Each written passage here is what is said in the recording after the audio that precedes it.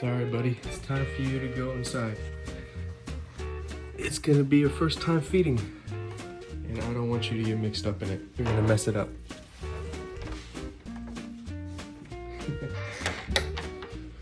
So I'm gonna feed her first meal for the very first time. Yesterday when I did get her, I gave her a little snack, but I'm gonna give her a proper meal of some super worms. Took them out of their little bin of oatmeal, rinsed them off just to get that oatmeal dust off. No calcium today, just gonna do a little feeding. And it should be good. Maybe I'll give her some more in the evening time if she uses the bathroom, but for right now, we're gonna see how she does. So just so she can interact with me down here, I moved the ledge that went there down here. And we're gonna see how she does. She's already very curious.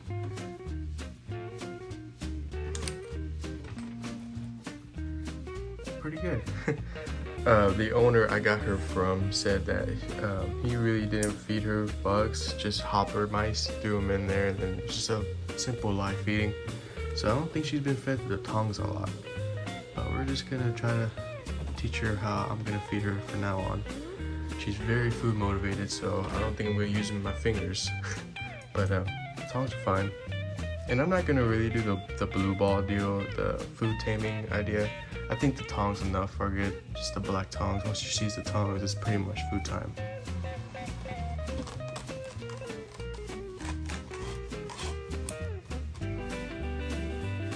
But her first night was pretty good. She knows where her basking spot is, she knows where her water bowl is, and she's pretty tame actually. Just we gotta make sure she knows the difference between feeding time and food time.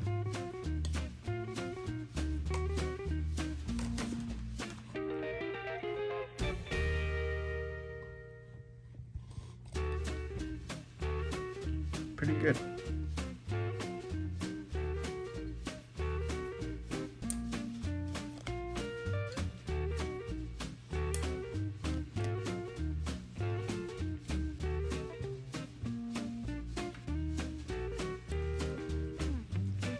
It's just all about patience and working with her. If I show her my hands now, she might try to lick. Yeah, she gets a little too excited, so we just got something I have to work with, but she's gonna be a good animal. Can't wait to make some big updates with her. She's not ready to do some actual free roaming yet around my room, but just with feeding food, it's a lot simpler.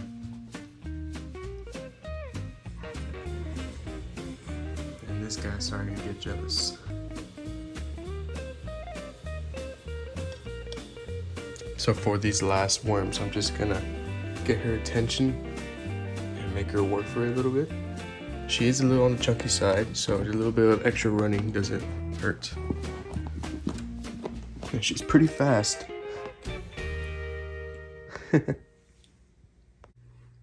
So her first feeding was pretty good. I'm very happy how it went. She was not really aggressive, she wasn't really shy, she just focused on the food, but wasn't too wild. So I just want to talk a little bit about the enclosure I have here.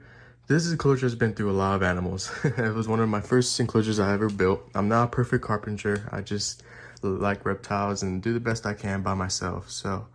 But so far it works for all the animals that I had in here. Previously I had my black-throated monitor living in here since he was a little baby all the way up to, he was about almost 2 feet long, and then I had to move him to a bigger enclosure. But ever since then, I put my bearded dragon in here, and he's absolutely loved the cage. Sometimes I feel like it's a little too big for him, but all I did was put a divider. Just use some leftover material. That's why it's not perfect, but it's about 2 feet by 3.5 feet by 3 feet tall. So it's a lot of room for both animals, and I think it's gonna last them for a while. I know he's gonna be good, and she might get a little too big. I'm sure she will. I know people, you gotta have a lot big enclosure, 6x3 or 8x5, whatever. But I'm gonna try to do a little something different with her. I know she doesn't have a lot of substrate, but she does have a little bin in the back. I don't know if you can tell. It has some soil and sand in there, so if she could get that digging enrichment.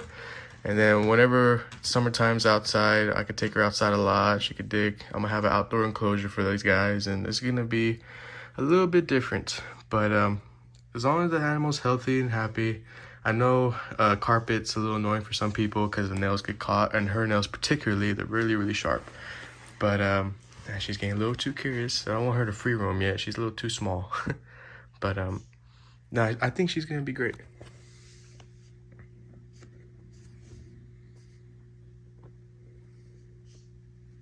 Very curious, which is really nice.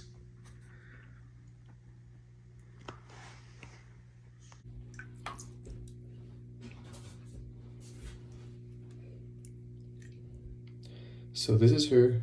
She's pretty good size. She has some really beautiful colorings on her. She's not kind of like a hypo, but she has like the dark green and just like a lighter tail. It's really, really cool. But this is like why I got her at the first place. I mean, she was super handleable. I'm not sure if she was wild caught or not, but I mean, she seems to be healthy. She's just a little chunky. But yeah, she's super tame, super handleable. Just like her a lot. And that's pretty important. You don't want to do it all the time because it can stress them out. But just for right now, she hasn't used the bathroom yet, so I'm just trying to stimulate that a little bit and just get her hydrated, moist. She's pretty good though. Very curious, which is a very great thing for monitor lizards. I could not really do this with Dutch when he was this size. He would, you know, be a little aggressive. So what I did with him is I just put a big water dish in his enclosure, which took away a lot of his walking space, but he ended up doing really good with, you know, no stuck sheds or nothing like that. But with her, I think we're gonna be just fine. Very curious though.